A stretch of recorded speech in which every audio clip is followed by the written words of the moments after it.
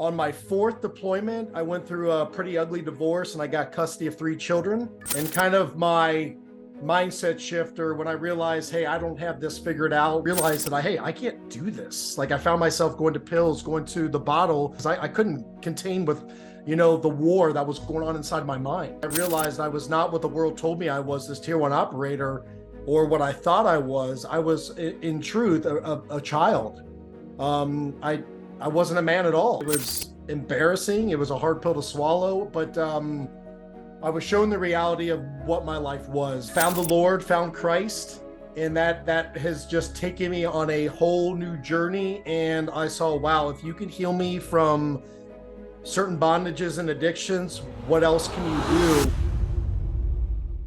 Eddie, I'm excited to talk to you, man, because we have some friends that are the same. I lived in Virginia Beach and this area my whole life, where you spent a lot of time with the SEALs, and I think you had some history in Virginia Beach as well. Although in reading your book, it wasn't the most pleasant of scenarios as you started the book. But I'd love for our listeners to have an understanding of your story, because I know if we just give a little background of your story and where you started to where you are today, it will lead the rest of the conversation. And what I'm most excited about is some of the transformative stuff, some of the transformations you've gone through. You live by your faith today, and that's an area that we don't get to talk about very often, but it's kind of cool to talk to warriors with warrior mindset that also believe in something bigger than themselves. And I think that's a unique perspective. So, just from a listener's perspective, give us a little short abridged version of your story so we can understand it, and then we can take a ride with you on the journey. Absolutely. A quick snapshot. I was, born in Cincinnati, Ohio at the age of 17. I did sports throughout high school. At the age of 17, I went to the Marine Corps. I only did 4 years there, switched over to the Navy because being a SEAL was a childhood dream. Went through all that training, went to SEAL Team 2, did a couple deployments there, screened for our Tier 1 unit that we mentioned at Virginia Beach, got accepted to there, did 5 more deployments there. On my fourth deployment, I went through a pretty ugly divorce and I got custody of 3 children. And kind of my mindset shifter when I realized, hey, I don't have this figured out was, being a Tier 1 operator. I'm good to go. I go get the bad guys. I can get the women, which led to my divorce. Running to a bottle to suppress certain emotions and didn't want to feel, and then getting these kids and having them look at me. And I realized I was not what the world told me I was, this Tier 1 operator, or what I thought I was. I was in truth a child. I wasn't a man at all, and it was embarrassing. It was a hard pill to swallow, but I was shown the reality of what my life was. And through a very long process that I'm still currently in, I got to raise those kids who saved my life, man. I can't, I get choked up every time I talk about them. And going back to, your life motto is my faith is, I realized that I can't do this. Like I found myself going to pills, going to the bottle when the kids were asleep, because I couldn't contain with, the war that was going on inside my mind. I wasn't with my boys operating. Which my identity was wrapped as a Navy SEAL. I didn't even know who I was. I was wrapped up in what I did, what my job was. That's who I was. And that's not all right when it leaves, because then you're like standing at the train station and the train is gone. And I realized that the hard way. And but yeah, found the Lord, found Christ. And that has just taken me on a whole new journey. And I saw, wow, if you can heal me from certain bondages and addictions, what else can you do? I see your promises. I hear your promises. And I was like, I'm all in, and I've been all in. And he has, I'm sad for our world, because we're very blind to it, just like I was. I was so blind to it. I remember I'd hear anybody talk about religion or just Christ in general, that relationship, not a religion, that relationship.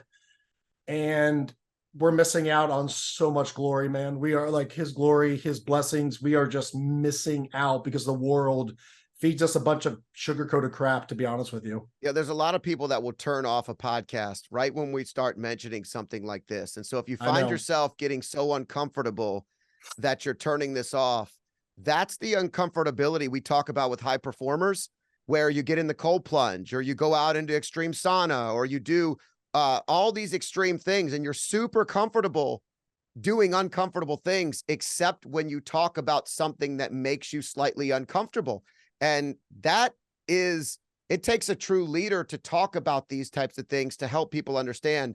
I want to talk about something that's really interesting. That was me. What you just described, when you get uncomfortable, that was me. I mean, dude, I was scared of the church. I was scared of Christ. He, to me, was the boogeyman. You just said it. And I'm like, okay, I was played. Yeah, because there's peace on the other side of the war. There's peace. I could tell you just briefly, growing up, I went to Catholic school. I was very connected spiritually. I always felt a connection. I always knew that I could go back to what made me comfortable, but I often had to go back and forth, meaning that growing up, you know, you're like, I don't want to go to church every Sunday. I don't want to do these things. I'm not doing all the things that my mom and dad told me were important to do. And you find yourself without a job coming up. And there was a 12 o'clock mass up the street from my office when I was in a transitional period. And for like 2 months, I went every single day. And I didn't even know why I was going. I was just going every single day. And I was like, I don't know where I'm going to be. I don't know what I'm going to do. And then boom, all of a sudden my career path becomes clear.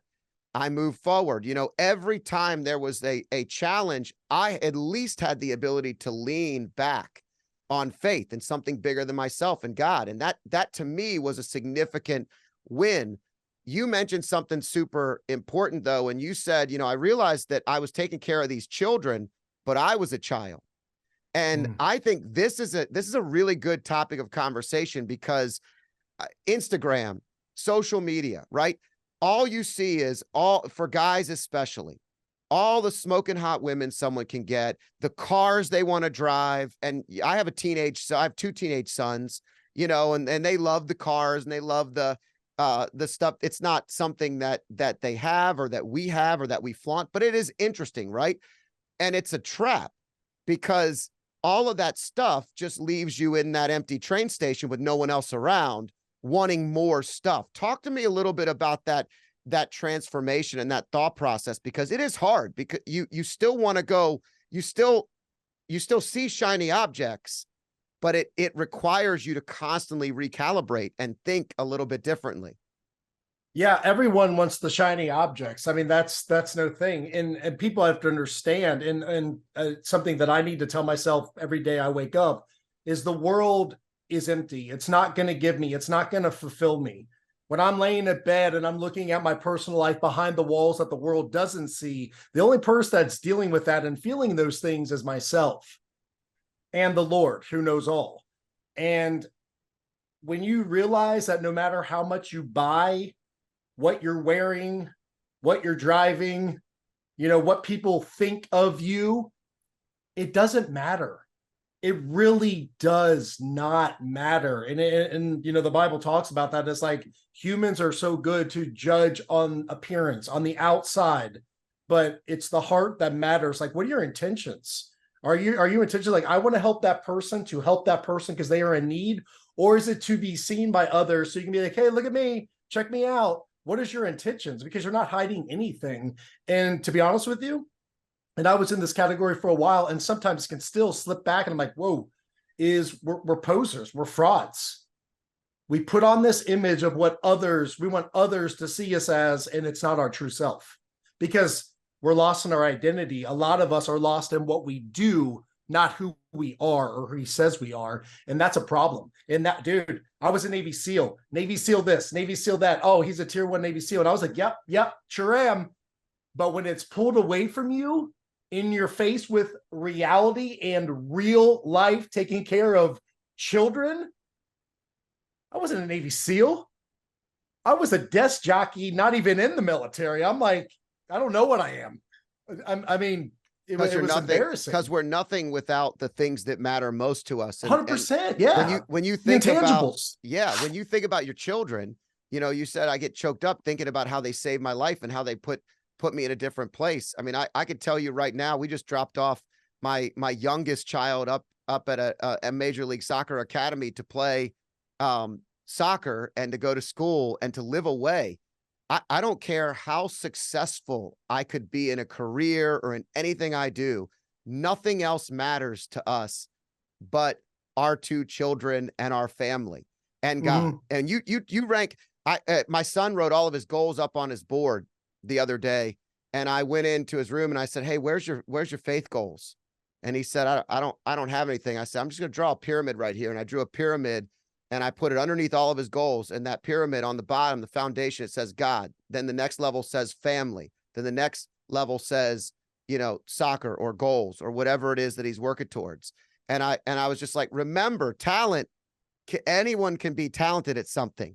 But when all this goes away, you have to have a strong foundation, because this is going to raise you to be a good man. And so I'm interested to see if he left it up on the board. I think he will. My other son would have erased it immediately, not because he's a bad kid, but because I said it. So, but I think what you're saying is, you know, these are transformative moments in your life and you realize nothing else matters. But when you can see with clarity, it adds peace. It helps you be comfortable. It gives you more purpose, and the other gives you wisdom. Yeah. Gives you wisdom. Because when Eddie's thinking, yeah, if Eddie's running the train, it gets you divorces, it gets you pills, it gets you alcohol, it gets you things that are not good, but the world say is cool. With him is wisdom, knowledge, clarity, and discernment. And it's like, man, I have been missing out. I have saved myself from so much heartache. Doesn't mean I don't go through tough times. But you know, when he's in control, or I let him be in control and not and be disobedient and try to be like, I got this. Yeah, he never steers me wrong, even though I don't understand a lot of it. And you know what? To be honest with you, we don't need to understand a lot of it. Well, and I think one of the interesting things about faith, and I've had this conversation with my siblings, is that, you know, we can remember our dad disciplining us and getting super short-tempered or frustrated. And then we go into church and he's sitting there all solemn and calm. And as a child, you're thinking, how can this guy go from this to that? As a man and a father, what I know is we are imperfect, and imperfect people, all of us being imperfect, what he was doing was he was giving us a display of what manhood and fatherhood is like. You do the best you can, you lay the discipline down. It might not have been the way you wanted to handle it, but at the end of the day, you're standing up with your family saying, I'm an imperfect person and I'm learning from my mistakes and trying to get better every day. And so we were talking about this together, because we're going to make mistakes as fathers. We're going to make mistakes as men, as women, whatever. But I think sometimes people get confused because they start to say, oh, I saw that guy drinking at a bar, having a good old time, and then he's at church on Sunday. And you're like, okay, so he's trying to get better. He's trying to work hard. He's not perfect. I'm not saying that it isn't better if he gave up the alcohol or he didn't go to the bar. I'm just saying we don't know where that human is and how they can get to the point they're working towards. That's their journey, not my journey. 100%. Yeah, that's why it's like, hey, don't be judging others, because if we want to look at the person that's saying these things, I'm sure we could just nitpick all kinds of things, just like people can nitpick on me. And you kind of alluded to it when you were talking about the you know, what the audience is of who's listening. Is our goal is really not to stay where we are. It's to get better. And like, hey, I need to improve in this area. I'm good over here, but I need to work on this. And maybe we get to this and now this is slacked and now we got to go, you know, focus our forces over here. We don't get to stay where we are. Like after we've tackled one mountain, we're going to the next, dude. Like, and that's the whole thing is, you know, a church is a hospital. It is people that are coming that are sick and be like, man, I need to fix some things. I need to get rid of some bondages. I need to get rid of some addictions. Now there is a different where I know I have this and I'm not being obedient and I'm still just gonna, because I really want this or I can't stop. Tell yourself I can't stop. Yeah, it's a journey. It's a process. It is not a one and done easy button. I really wish it was. And if anyone knows where it is, please mail it to me. But yeah, it's like everything, right? Tom Brady, amazing quarterback. I don't think there was ever a time where he's like, I got this. I don't need to be a preseason, or I don't need to be a practice or go over the plays. He's like, man, I need to fix on this. And when I drop off back to my left and then I go across the field, I'm sure he had struggled areas that he needed to concentrate on. And that's just one example. A chef, a teacher, a father, a mother, a child. We all have things that we need to be improving on. And that is where the joy is in that journey, is like, oh, I get to improve on this. I get to improve on this, and not be the victim, be like, okay, cool, let's go. Not why me, try me. True success comes from falling in love with the practice, not just the result. And when we're talking about what you're talking about, I love the Tom Brady analogy, because Tom Brady, from the outside looking in, I'm not judging because it's not my story. I don't know anything about the story, but in my brain, I'm like, Tom, you won another Super Bowl, buddy, retire. You told your wife you're retiring.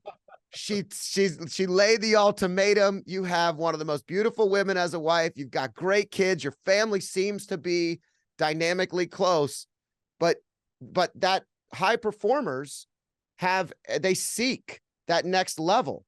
And what you're talking about right now is kind of a different level. The level of enlightenment is a different level. It's your SEAL, top level SEAL team.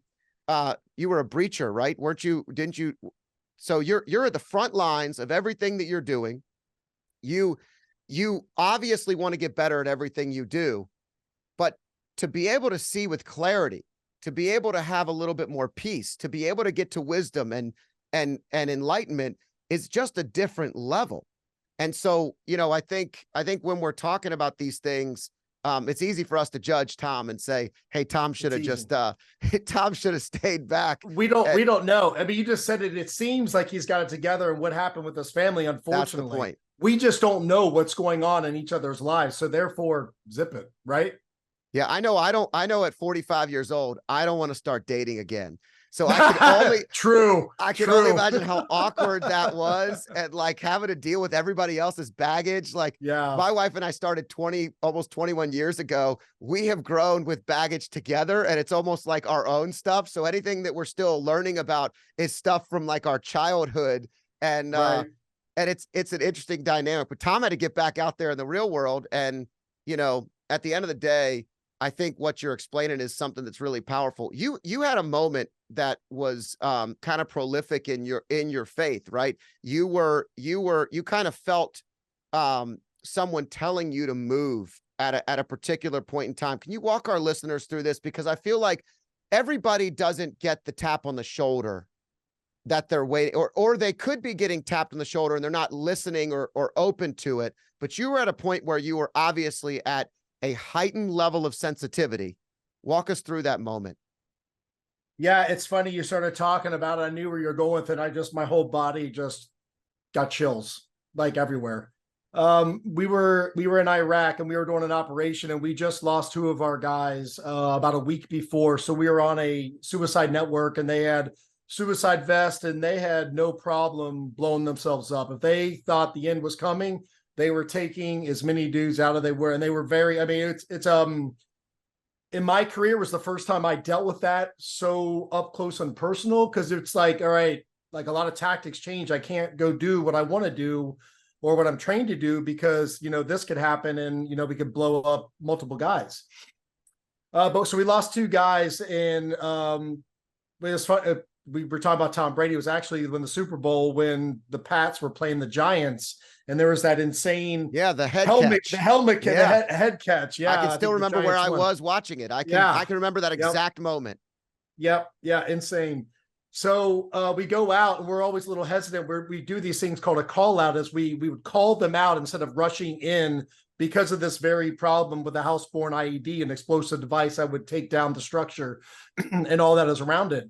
So we had some men stacked up on the front of the door, and I called over and had Louis Safran, who was our EOD guy. I called him over because I was stepping in for the team leader, because my team leader was sick that night. I was like, hey, buddy, move up to the front door. The team that was going to assault the target needs some help. And he's like, roger that, I'm on it. He hops over the little 3-foot wall, and goes to this big old stanchion, this big pillar that was holding up this huge overhang that was covering the front door patio area. And it was getting more chaotic. Somewhere in there, a man got shot inside the building. Someone must have saw a weapon, I believe. I couldn't tell, but and we'll see why.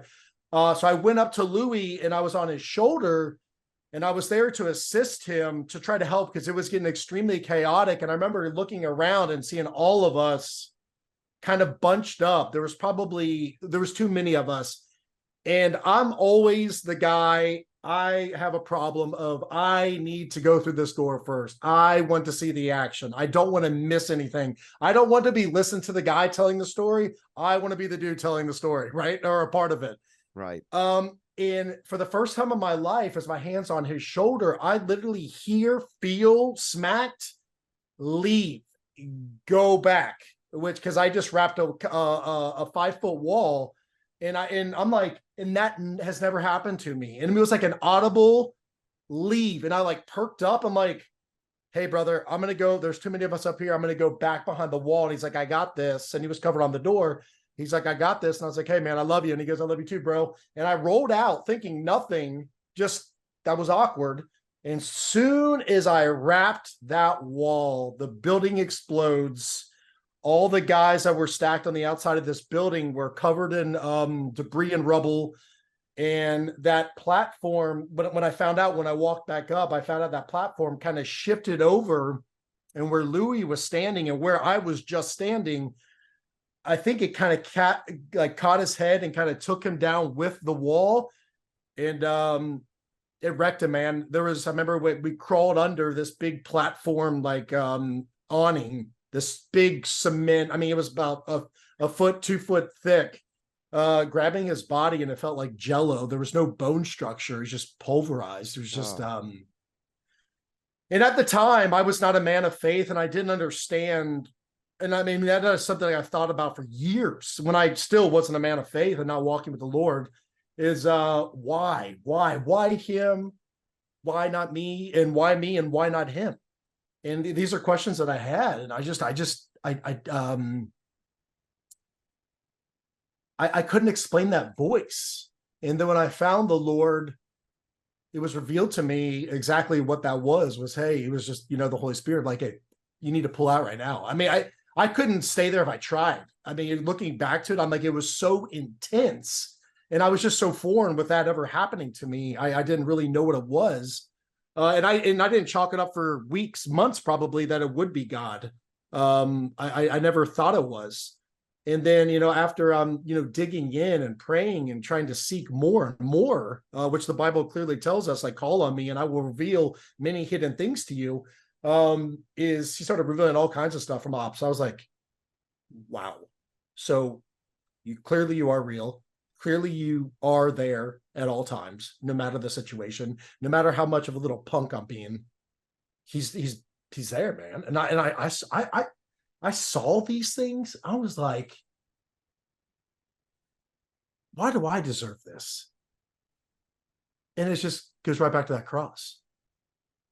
That was the plan for to save people through that grace. And I'm like, man, I was like, we're missing out. We are just missing out on the beauty. And if you think about this, dude, I go back to this all the time, and I find my mind going here a lot as I go back to that cross and think about, the Pharisees and Sadducees like spitting in Jesus's face, which is way worse than getting hit in my mind, like the holy disrespect, right? Especially coming from a dude. And he just took it because he knew what he had to do. And yeah, it's amazing. But that it's kind of funny. I've been going through a deliverance or sanctification process for over a year now, and I went to go see this lady down in Houston, and we were praying together, and this operation came up. And I thought I've done brain spotting, I've done EMDR, I've done just about everything. I didn't do psychedelics. I do not believe in. I think that's allowing spiritual darkness to come in of the unseen realm, the enemy of God. And we just started praying on that op. She knew about it, and she's never talked to me ever. And she brought it up, and come to find out, and I thought I forgave myself for that, as I had a huge unforgiveness piece, because I was the one that called him over to that stanchion to stand by that door. And we walked through that forgiveness piece, and man, just the clarity and relief that came from me was insane. And that's kind of what, when the Bible talks, and I used to hear these words, I'd be like, dude, get away from me. Like, confess. And the Bible says, confess to one another and you will be healed. Healed from what? Okay. The forgiveness, repent, quit doing what the world tells you or your fleshly desires want to do, and turn to how I've commanded you and how I've shown you how to live. And if we did that as a society, oh boy, oh man, you want to see change? You'll be like, what is going on here? Evil would just start leaving. But unfortunately, we are so blinded from evil that we don't see it. We see what's in front of our face. We see the shiny car. We see the new shoes. We see that chick that's looks a little different than the girlfriend that I have right now, that maybe that one's better. Because you know what? It's been over a year and I'm kind of sick of this one, because that will be better. Never thinking, hey, dude, it's probably you. You need to fix yourself. It ain't them. And I had to learn that too through divorces, that, we just don't take ownership for our own action. Is one thing I was taught, and this is just gold, is if you are good up and down with the Lord and you are doing what you're supposed to do, you're upholding the commandments, and you are walking the teachings of Jesus, and which is just being nice and walking in love and kindness and meekness, which is self-control. It doesn't matter what happens around you, what someone says, what they post about you, what they, gossip about you. It doesn't matter. It doesn't matter. As long as you're good here, it doesn't matter what goes around here. It don't matter. And that'll make you look at yourself. Like, why am I pointing the finger at my wife, right? I can't believe you do this. You always do this. Hey, be quiet. God will handle her. You worry about you. And I was like, okay, I'm going to just be quiet now. Like, Roger that. I got it. Ownership. Well, and first of all, a couple huge nuggets in here. Number one is, referencing the challenges just in real life for everyone listening, the challenges of leading people, of being a leader is much, there's so much similarities in biblical teachings to what it's like to be a true leader, someone that stands up for what's right, has ethics, is kind, loves the humans they're serving. If you're not getting spit on and beat up when you're doing that, then you're not doing it well enough, because on average, that's what happens to the outsiders that don't want to buy into those things. You're also in this world when you're walking in a path that's different from everybody else. People don't understand it. So instead of us getting upset or acting like we're better than everybody else, the goal, which is why we're having a conversation like this today, the goal is to help meet people where they are. Help meet people where they are. They're right where they're supposed to be right now. So if they're looking at you and they're saying, Eddie, dude, just because you had this experience, or no one tapped on my shoulder, nobody told me any of this stuff, like, they're going through their own journey. But when they open up to talk, and you're the friend that's there and you're helping to lead them to a better life, it's powerful. It is powerful. It's a powerful energy. It is. It's funny you said something that just reminded me of how we'll talk about certain things, and a lot of it goes back to the Bible. And I was watching Andrew Huberman. I don't know if you're familiar with him. He's got some good stuff. And he had a lady on there. She was a doctor, and she was talking about addictions. And I was like getting sped up because we were talking about it in our weekly study on our Unafraid Patreon page. And she said something. And she said, yes, there's a thing called truth saying, is if you tell each other like, hey, I'm struggling with this or I'm struggling with that it helps your brain cope and heal from and stop whatever that certain addiction. And I heard that and I'm like, yes, that's called confession. Confess to one another and you will be healed. Is that we find in this secular world, a lot of it will just kind of change and add some science to it and kind of, put some medical terminology to it, but it still goes right back to the very thing that has been told to us thousands of years ago from the beginning of time. And I started noticing, so I'm like, all right, where else is this? It's everywhere. It is everywhere. And I'm like, wow, okay, all right. We're just kind of morphing words. putting a little doctor's certificate on something, and it's still the exact same thing that we get in a thing called the Holy Bible. Yeah, it's really interesting to me, and I bet a lot of people feel this way that are listening.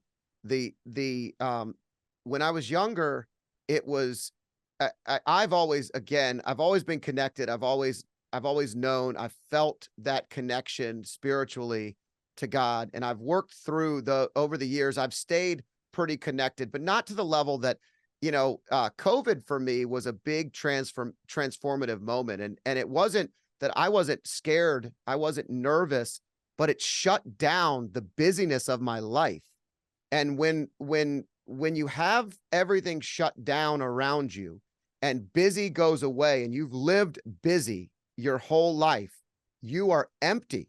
And when you're empty, if you don't fill it with good and with God, with things that are kind and loving and positive, you fill it with alcohol, you fill it with drugs, you fill it with arguments, you fill it with divorce.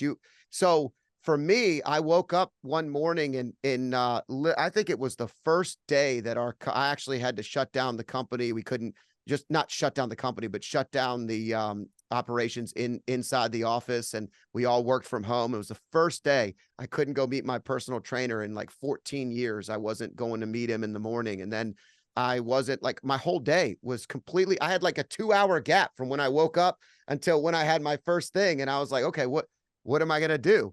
And I leaned over, and I have the Great Adventure Bible, which is a Bible that Ascension Press does, and it's actually a timeline. It takes you through the timeline of the Bible where you can read the Bible in 90 days. It's also the #1 podcast. Father Mike Schmidt's #1 podcast off and on Apple Podcasts. All they're doing is literally reading the Bible, and they're taking you on the timeline so that you could do it in 365 days. You will read the Bible. So an interesting dynamic is I leaned over, I grabbed that Bible, and I picked up and I started with Genesis. Now I'd read it, and I'd read parts. I had never read all the way through, but I had said I wanted it so much so that it sat next to my bed forever. And it's day one of slow. And I read every single day, and I read every morning, and 15 minutes turned to 25 minutes. And some days I read 3 days. I read 3 full days in advance. And before I knew it, I had not only finished the 90-day timeline, but then I went back and read every other chapter, and I went through the entire thing. And then I went on a journey, and this is all around, right in my early 40s, where there's a change. The point I was getting at, as I tell you that part of the story, is I felt like there was this hunger. You know how we always laugh about older people wanting to understand history so much more? Yes. Like, you know what I'm talking about? Like you have an uncle and he's like, the Civil War was fought right here on this piece of land, or your parents send you some stupid picture of something. You're like, dude, why are you sending me that? It's so bad. That is awesome. And I became that person. Like, I was so caught up in the history of my faith that I started to explore on great depths, and to the point where I've told our booker for this podcast, I'm like, here's some of the people I want to talk to. Here's what I want to talk about. And, this is different from what some of the other things I'm going to talk about are, but I want to explore and learn not just what's written, not just what's taught, but from other people who have gone through this experience. And that's what these conversations are about. That's the whole thing, man, is like, I mean, it talks about the body of Christ. It's like the foot cannot do what the ear does. The finger cannot do what a leg does. Is we need all these things, and we're getting filled and filled and filled, because you might tell me something that, you know what, I needed to hear, and vice versa. And you can reach people that I can't, and I can reach people that you can't. And there's many people that can reach people that none of us can. And that's what's so cool. It's a big team.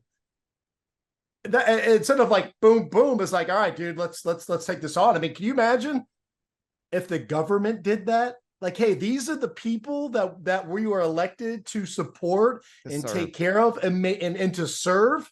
Instead of battling each other out, wasting all these assets and money and resource on just kicking this guy out or framing this guy, what if we worried about the people? What the heck would that look like?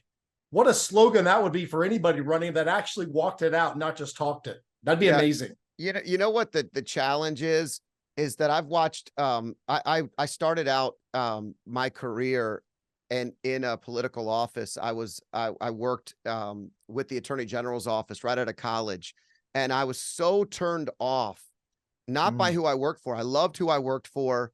Mark Earley was a phenomenal Attorney General. He was actually a Democrat who they wouldn't let him run. So he went to the Republican Party, ran as a Republican, won in Chesapeake, then won at, the Attorney General. And he was very moderate. He was open-minded. He was the kind of candidate that you wanted to see. He ran for governor against Mark Warner and lost. And I remember watching the dynamic of the campaign and the frustration of just good people get into politics and they get stomped out so quick because of the corruption and the sickness and the backdraws of like the things that are happening that people don't even know. Like I'm going to use air quotes for our listeners, the conspiracy theories that aren't conspiracy theories, like the things that just you couldn't believe if you actually saw it. And this stuff starts to happen and people go, I need to spend my time not serving people here. I need to serve them on the ground. I think the good politicians get out, and the tough ones. And I'm not criticizing the ones that stay in that do fight, because I'm grateful for the ones that at least fight for the things that we find important. But you're right. I mean, I wish there was ethics in politics. I wish there was ethics in government. I wish there was kindness and servant leadership. The kinds of sort of things. what we discussed. I mean, there should be Bible readings. What they should be open up every single day is like, hey, we're going to treat other nicely. We're going to have kindness and love and get to a common goal to help the people of this country. But they don't do that. This goes to show you true evil, which again goes right back to that thing called the Bible. It's depth. It's very, very deep. And you watch the things today that continue to be pushed upon the children and the next generation, and the constant phone in your face, and look, I work on my phone all the time. I mean, it's a powerful thing, but it also is an addiction, and it's a challenge for so many people. And you watch our children grow up and they can't sit in an elevator and actually look at the person next to you. I have to constantly keep on alert. I'm like, hey, put your phone down for a second. Let's just talk here. And my boys are good about it. I mean, they're not like a lot of other kids that are just let go. But as parents, as fathers, as mothers, we have to really help monitor that so that they're getting the good stuff. My son's in an AP government class, and we had this conversation last night, and I said, so have you gotten to a point where you've had to challenge the entire class? Because I know what you believe is going to be uniquely different. And he goes, no, but we're getting close. We're getting close. He said, one of the things we talked about the other day is they had us rank the most important things. And they gave us like 10 or 12 things. And he said, surprisingly, the class was kind of open-minded and went to a couple different areas. But he goes, we got to the right to bear arms, and we got to freedom of speech, and we got to the things that really fundamentally shape a country for freedom, that allow you to, like, you don't have faith without the ability to have freedom of speech and the ability to talk, and freedom of religion, and all these things. And so he had this in-depth conversation with me, and I was super proud, but he was also sensing the room, and he was like, yeah, it's going to go in this direction. So I tried not to argue, but I made a couple of points, and I challenged the viewpoints. And one of my nieces is in the same class, and she called me and told me, she goes, he was so smart. He said his point. She never gives him a compliment. Cool. So it was really funny, but that was kind of, we're shaping, but for me and you, we stand up and stand out, and it's okay, because we're still surrounded by more brothers and sisters that are like us. This is the point that long-winded conversation is going to get to, but they're standing alone, a lot more alone than we are. And so in some ways, I've told my sons, they have a much better trajectory for success. They don't even understand it, because by standing out and standing up and standing, for the right things, they're going to be way more successful than weak people around them. At the same time, it's going to be lonelier. And so they're going to need that foundation. Yep. They will be blessed if they speak truth. and they're being righteous no matter what, again, the world is telling them.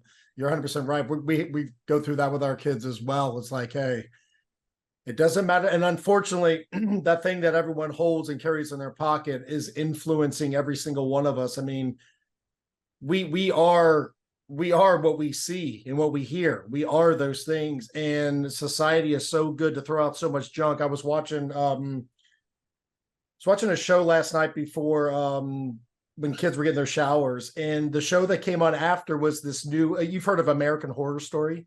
Yeah. So I guess it's a new one called American Horror Story Delicate. And I was watching it. It was a cartoon, like not a cartoon, a commercial for like the trailer.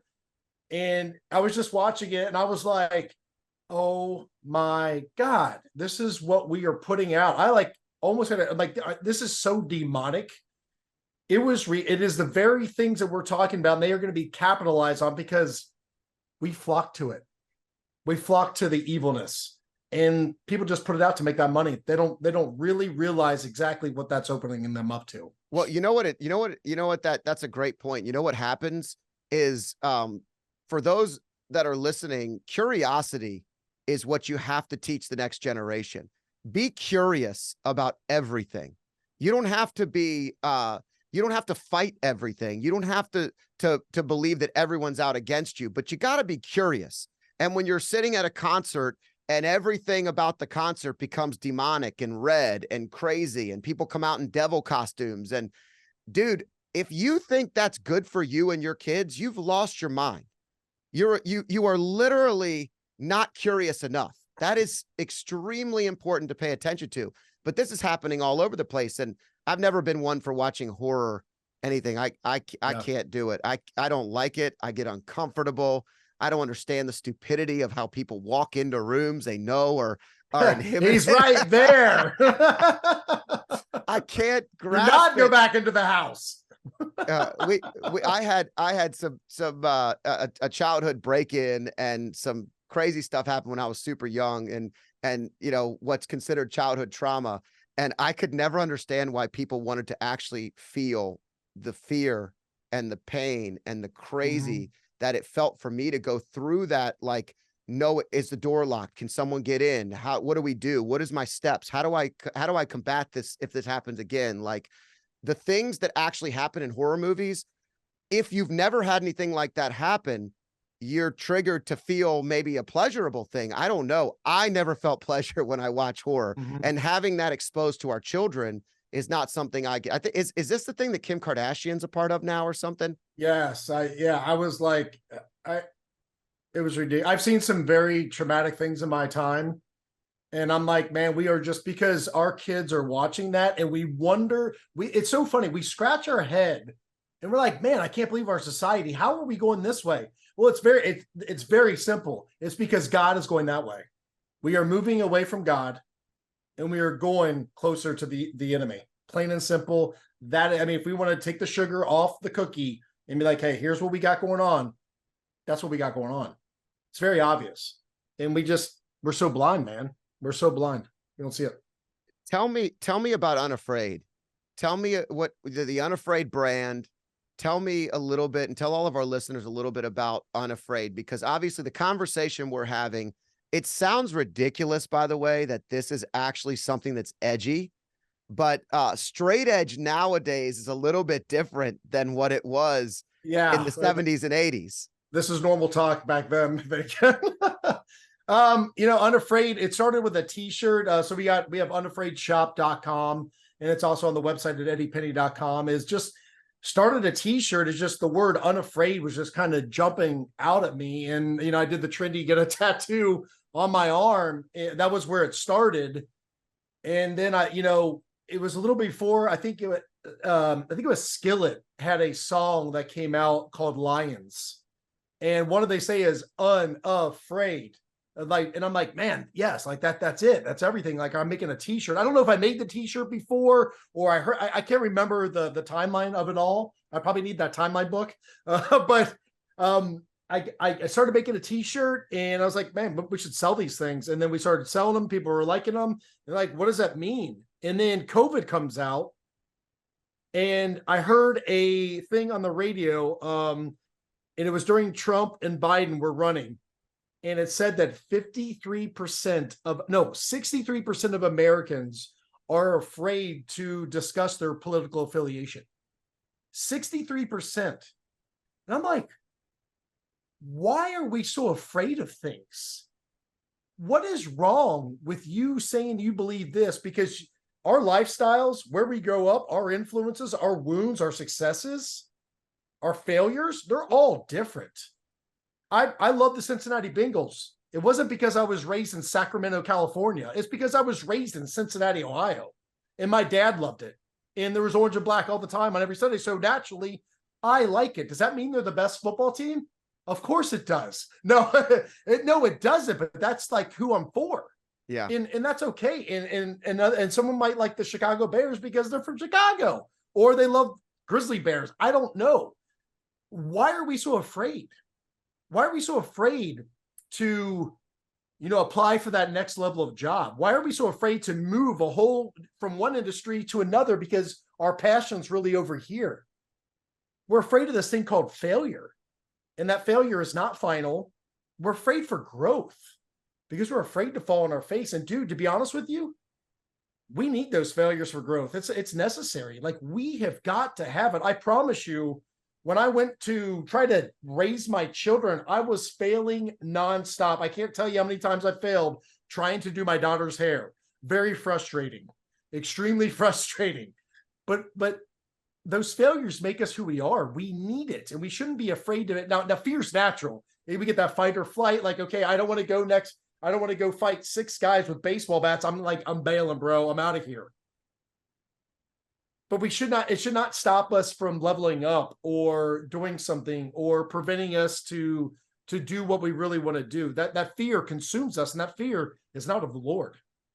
Yeah. And when you're talking about unafraid, at the end of the day, if you truly want to be unafraid, you have to remember that you're not in control of the things that you think you are. So when I see people walking outside with masks on, and they're now, if you are somebody that has cancer, or you are going through something that, I don't judge, but my initial thought process is, man, I feel for that person if they're so afraid that they think they're going to get an illness that everybody has had for the most part at this point in time, but they can't go outside without actually getting rid of this thing. Like, I like to, if once I get rid of the ego and I say, Scott's not in control of this, if I get sick, I get sick. And it doesn't mean I'm going into, hospitals that are drenched in deadly breathe illnesses. on me, please. Right. Yeah, right. But at the same time, I'm not so fearful that a setback or a failure is going to put me in a place where I can't live. That's not living. I hate to tell you, that's not living. Living afraid is not living. You're right. And that's the thing, is like, hey man, you need to be standing. It doesn't mean we do dumb stuff like I'm going to cut my arm and share blood with somebody else. That's probably not a good idea. Well, Yeah. I'm not afraid to do it. Okay, let's use some common sense here. And that's what God says, my people perish because of lack of knowledge. So yes, and the mask is a great thing. And I know, and the thing is that was before COVID, that was never an issue. People were like masks, they're like doctors and certain like dentists and certain things like that, where they're like up in your grill. But it became a thing with this new thing called COVID, right? And it just overtook the world. People's fear just like came out, and they started following the pack. Well, that person, I mean, it just became ridiculous. Hey, wear your mask when you walk through the threshold of the door into the building. Once you come in with a mask, you can now take a mask off. There is zero common sense in here. We're getting the law misconstrued with what that person says, and it's just, it gets ridiculous, and we don't even know who we are anymore. It's like the outdoor mask coupled with the in the car mask is like the whole car is in masks. I stop and I pull up next to him like, sons, please say a prayer for these individuals, because there is something severely wrong. They think the world is out to get them. They think that there's this like bug floating around that's just going to kill all of them. And honestly, it's a prey upon the uneducated. What it is it's a prey upon people that aren't curious enough to not just do what they're told. You should never just do what you're told without understanding some level of it. And, you know, that's unless you're a child and your father's protecting you. Outside of that, that's about the only time. And you also talked about, you know, being afraid of talking about politics. What's really interesting is just yesterday, Dave Portnoy had he's doing a big event for pizza. The guy from Barstool Sports, I don't know if you know his story, but he built Barstool Sports, and he during COVID, they went out and they raised like $50 million for local pizza places and small businesses. That's cool. They gave all that money out. Now, Dave started out by running you know, parties in colleges and doing Barstool smoke shows, which are girls. And, you know, he definitely was like a college minded type of individual, but he's matured and he's done some pretty impressive stuff. And the Washington Post was doing a hit piece on him. And all of his sponsors for this pizza event that he was doing, he was getting emails that were sent to him from the sponsors that the Washington Post was sending to these individuals that were like, hey, Eddie, your Unafraid brand is sponsoring Dave Portnoy in this event. Do you realize that he's a misogynist and he is anti-women and he's all these things? And so they forwarded it to him. So he called them on speakerphone and talked to the person that was writing the story. And he was like, listen, I need to understand, I'm not these things, and this is not who I am. So I want to have a chance to talk about this. Are you going to release this story prior to me actually being able to comment? Oh, no. We were going to talk to you. We actually were going to set up an appointment tomorrow at 10 a.m. if you want to talk. It's a great conversation. Of course they were. Yeah, they weren't at all, right? We know this. And that's why people are afraid. 63%, about 20% of those people run businesses and are petrified that their business is going to be pummeled because they're not following the directions of what a small group of people are telling them they must do. And that's dangerous. That's scary. And so that's why people are afraid. But to your point, I have a great friend who's a college professor, a PhD. We don't agree on anything on the surface, but we can sit and talk over a glass of wine or just hang out and play FIFA like we did when we were in college and talk shop about differing opinions. And we just ask questions. Well, why do you think this is? What do you think about that? How would you deal with this? Well, you know, people aren't going to do that. How would they? All common sense. All Cincinnati Bengals versus the Dallas Cowboys, my team. Your team's the best. My team's the best. Why do we think they're the best? Because we love them and because it's our ideals. But if he loves them that much and I love him, I should understand a little bit more about what makes him important, what makes him think, why he thinks that way. And you're making great points. I mean, that's what people should be unafraid of, right? Exactly. Is to do the right things in all times, even when the world's telling them the otherwise. If the world's going this way and it's not right, guess what? We're called to go this way and stand out and set an example, because the world is going the wrong way. We can see it just about every level. And it's like the more individuals need to step out, be the example in their communities and be like, no, we do this because this is right. And we know what's wrong and what's right. We definitely are deceived at times for sure. But there's a little thing inside of us that says, hey, man, we probably shouldn't be doing this. I probably should not get behind the wheel of my car and drive after I just drank this. I probably should not do this. Right. So, yeah, it's just, but we're, again, back to the world piece. We're afraid of what others think of us. And when it's really the blind leading the blind. We're not going in the right direction. I mean, that should be like a huge red flag. Like, hey, I can't believe this. Well, why don't you believe this? It's because you don't talk and you just go with the flow. You want to be low key. You want to be in the gray area. It's black and white. It's good and evil. It's right and wrong. Yeah. I didn't make the rules. It's just the way it is. Comfort isn't good. If you're too comfortable, if you're cruising through too comfortable and you are completely stopping at where you're at and you're not growing, you're dying. You're slowly dying. If you're not growing, you're dying. And that means mentally, it means physically, it means everything. We have to be challenging. Struggle is where we grow. So all you're saying is they have to be moving forward. And if you get too comfortable with just living in that gray area, you're probably not being curious enough. You're probably just going to follow the lead. You're probably going to find yourself in a position that you have no control over the decisions that you're going to make in your own life. Absolutely, man. I agree with you. What are some on of that the one. things you're doing with your kids, man? Tell me just briefly to round us out. So you have the Unafraid brand, you have the path on faith that you're walking in. You're doing some big things. You're on podcasts. You're putting yourself out there. What are you doing to help your 5 children? Right. Right. Yeah. And to be honest with you, man, that is like the one thing, is dying to self and serving others, because Eddie's very good about making sure Eddie's good. Like, I'm really good at that. Like, and it's because that's, I mean, in the military, back before I got the kids, that's all it was. It's like, what school can I get? Am I going on this deployment? Let's get to the door. Let's get the bad guys, all those things.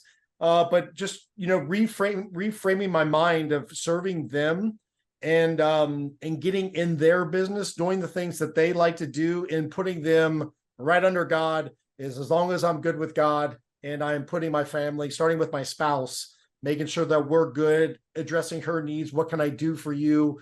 And I'm not going to lie, man, it has been a challenge over the last couple of years, because I've said before, it's like my mental and emotional capacity is not the greatest, because I've had to shut that down for so many, decades being in the military. And that's not an excuse, because I was created by the best.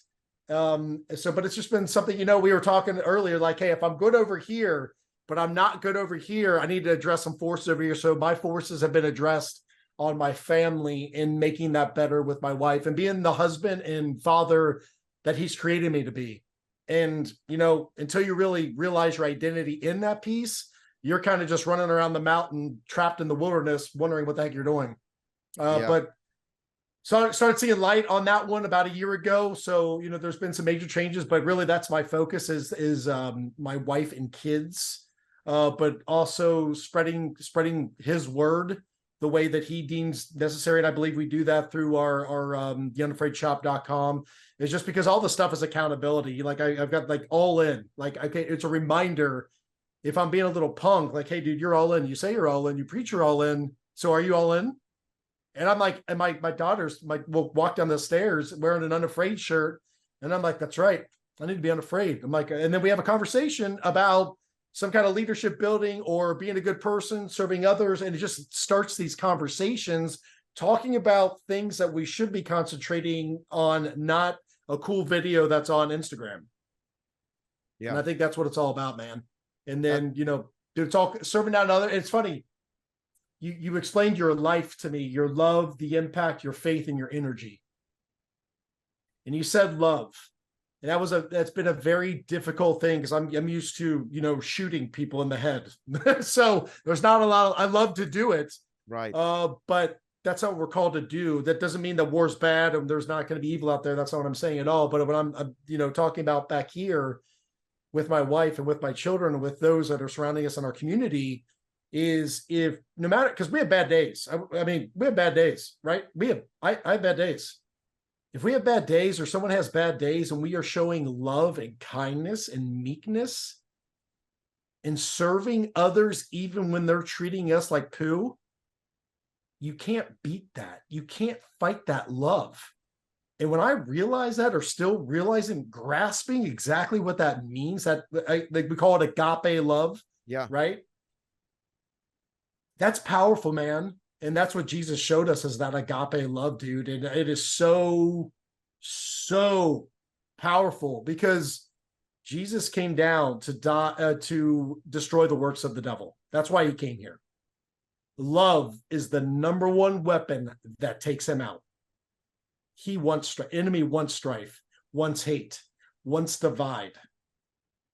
Jesus, everything but, and that love brings it all together, man.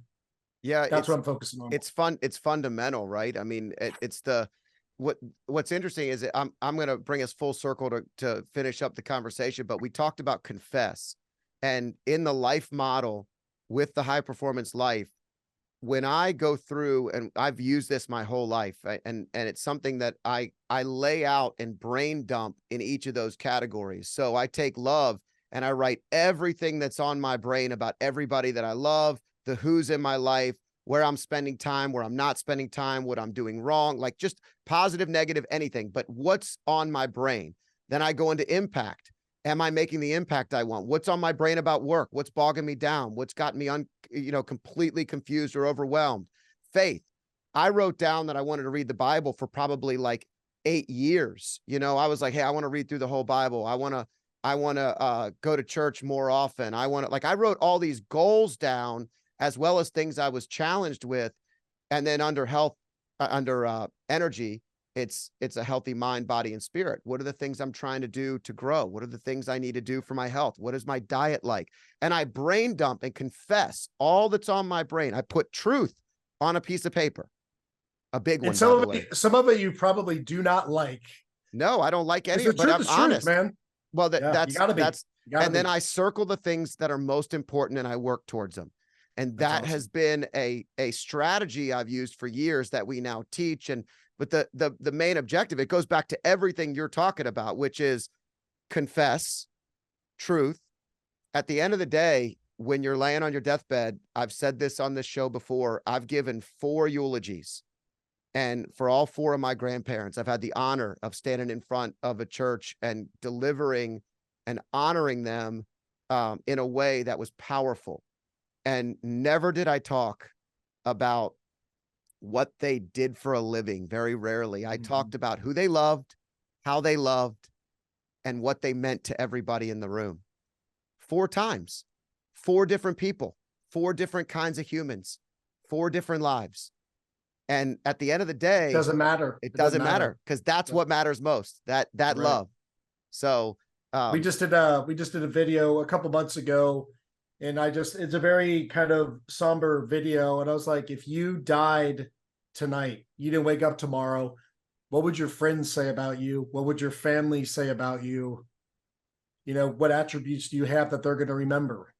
And I remember the first time I heard that, it's like, that's scary, man. I need to fix some things. Not think about it. I need to go fix. Yeah, truth. Again, if you're seeking truth, here's the truth. You will die.